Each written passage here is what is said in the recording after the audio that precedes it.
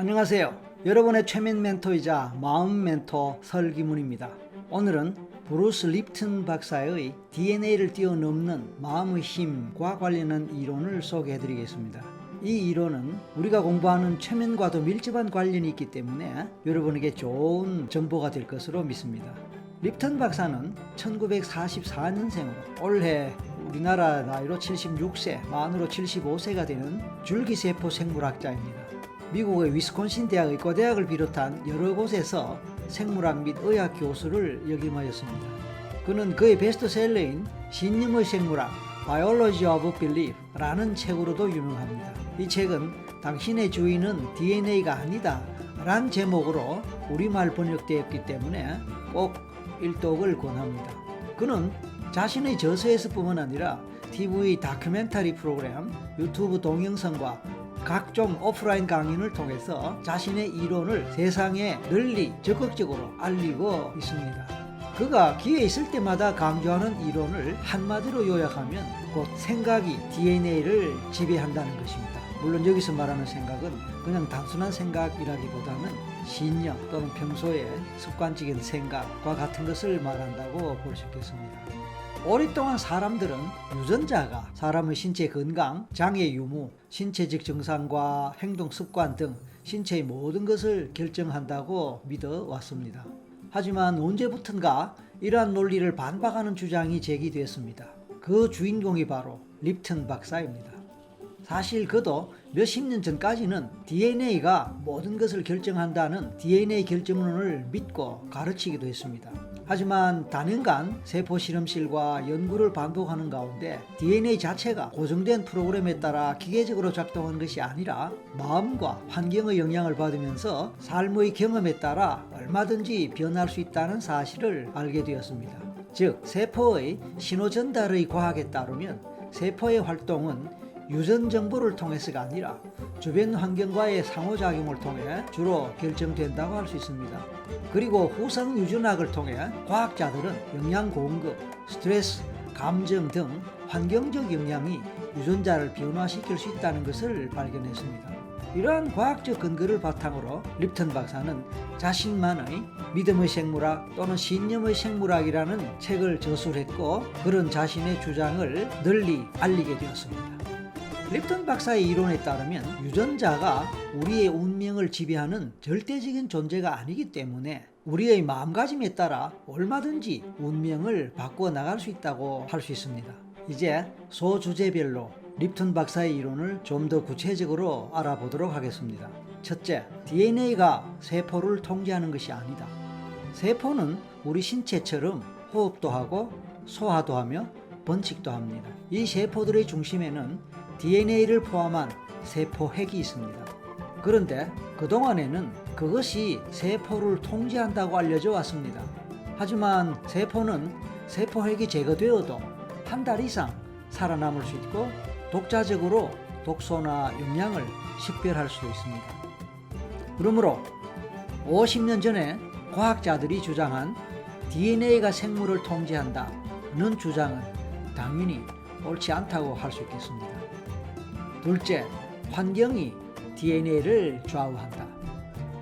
그동안 단백질의 작용과 기능은 DNA가 결정한다고 알려져 왔습니다. 하지만 수용성 단백질이 세포막과 접촉한 환경의 자극을 감지하면 그것이 연쇄 반응을 일으킵니다. 그리고 다른 단백질에 알려 세포가 움직이게 됩니다.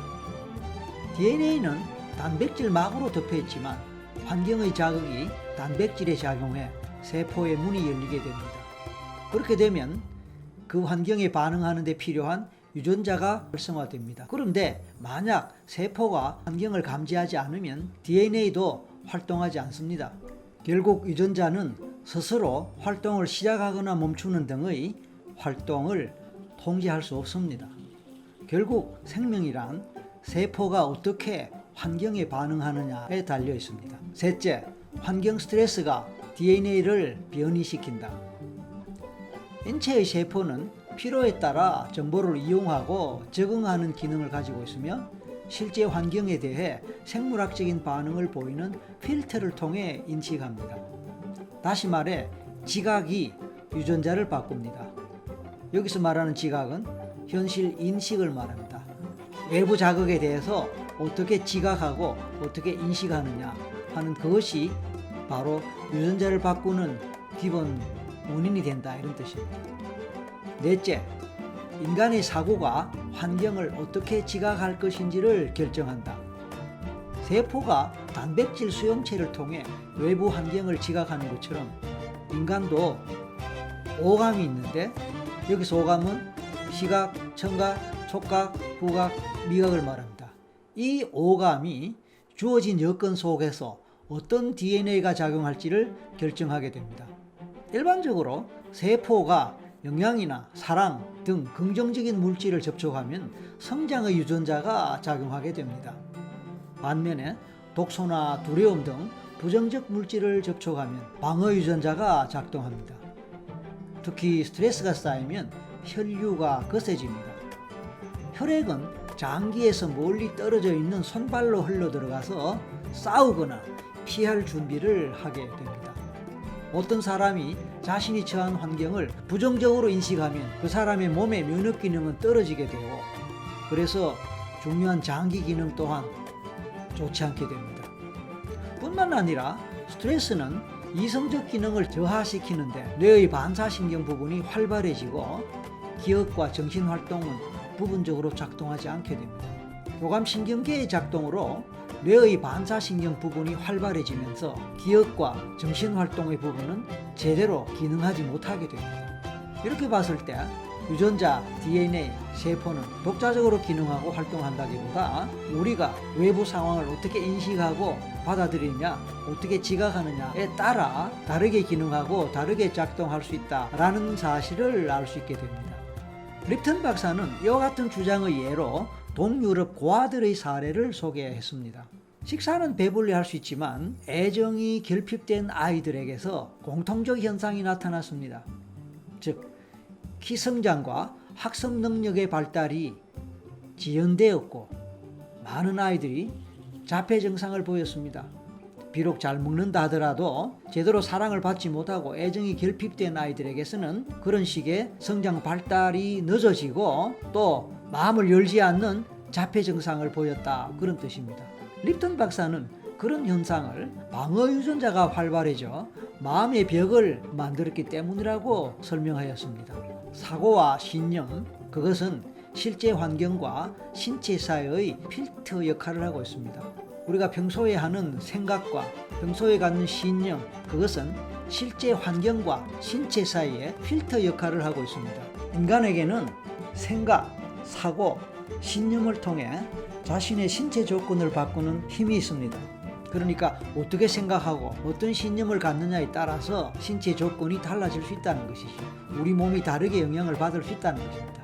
결론적으로 올바른 사고와 신념이 있으면, 긍정적이고 건강한 사고와 신념이 있으면 스트레스가 심한 환경에서도 인체의 긍정적인 유전자를 활성화할 수 있다라는 것이 결론이 되겠습니다. 하지만 우리는 여기서 진짜로 중요한 또 다른 결론을 얻을 수 있다고 생각합니다.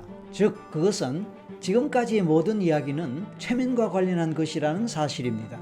우리가 어떻게 마음을 먹고 어떻게 생각하고 또 어떤 신념을 갖느냐에 따라서 감정도 달라지고 몸의 상태나 조건도 달라지지만 몸의 기능 자체도 달라질 수 있다는 것, 그것이 바로 최면이 아닐까요?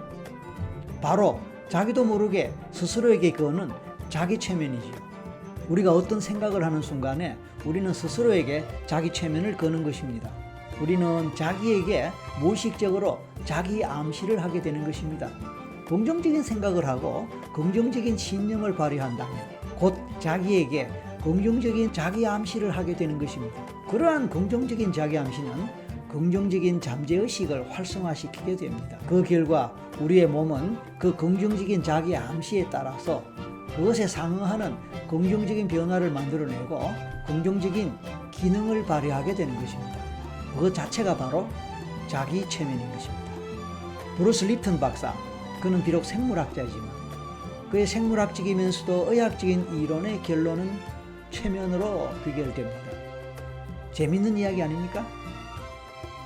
물론 인간은 생후 7년 동안 부모에 의해서 최면에 걸리면서 세상을 배운다고도 이야기하였습니다. 아니, 부모에 의해서 7년 동안 아이가 최면에 걸린다. 무슨 얘기입니까? 이게 바로 브루스 립턴 박사의 이야기입니다. 우리 속담에 3살 버릇 8까지 간다. 그 말하고 비슷한 얘기 같지 않습니까? 물론 3년, 7년 이 숫자의 차이는 있지만 말입니다. 아무튼 부모에 의해서 최면에 걸린 그 아이는 부모에 의해 만들어진 잠재의식을 바탕으로 자신의 성격도 행동 습관도 형성하고 발달시키게 되는 것입니다. 그리고 그 잠재의식은 평생을 통해 영향을 미치게 됩니다. 만약 그 잠재의식이 긍정적인 것이라면 아이의 미래와 인생에 큰 도움이 되겠죠. 예를 들어서 만약 부모가 너는 똑똑한 아이야, 너는 뭐라도 잘할 수 있을 거야, 너는 훌륭해 라고 늘 평소에 말했다면 그것은 긍정적인 체면을 걸은 것이고, 그래서 그 아이는 긍정적인 잠재의식을 갖게 되겠죠. 그리고 그 잠재의식이 긍정적인 것이기 때문에 그 아이의 미래와 인생이 앞으로 어떻게 펼쳐질 것이라는 건 충분히 예상 가능하지 않겠습니까? 그래서 만약 잠재의식이 긍정적인 것이라면 아이의 미래와 인생에 당연히 큰 도움이 되겠죠.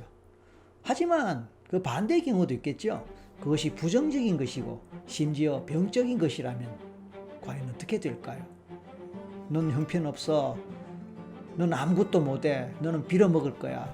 너는 망할 거야. 너는 오래 못 살 거야. 너는 평생 다른 사람에게 손가락질 받을 거야. 라는 식의 부정적인 것 말입니다.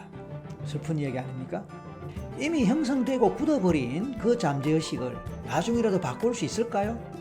바꿀 수 있다면 어떻게 바꿀 수 있을까요? 립턴 박사는 잠재의식을 바꾸고 잘못된 행동과 습관을 바꾸는 확실하고도 가장 중요한 방법으로 최면을 꼽았습니다.